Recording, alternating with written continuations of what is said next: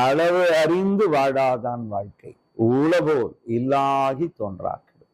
இது வலியறிதல் என்ற அதிகாரத்துல இது ஒரு பொருளாதார நுண்மையை வள்ளுவர் நமக்கு தருகிறார்.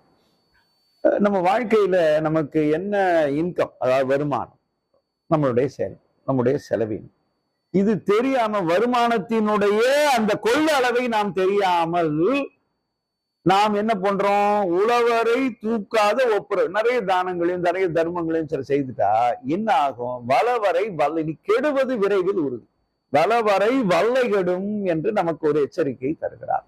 அப்போ உழவரை எண்ணி பார்த்து ஒப்புரவு செய்தல் கூட தவறுன்னு சொல்லல, இருக்கும் நிலையறிந்து நீ செய்தல் வேண்டும். உன் வலிமை தெரியாம நீ செய்ய போயிட்டீன்னா அதனால நீயும் இல்லாம போயிடுவ, உன்னை நம்பி இருப்பவர்களும் இல்லாமல் சென்று விடுவார்கள். அதனால சிந்தித்து செய். உன்னுடைய ஒப்புரவு கூட உன்னுடைய அந்த கொள்ளளவை பொறுத்து இருக்க வேண்டும் என்று நம்மை ஆற்றுப்படுத்தும்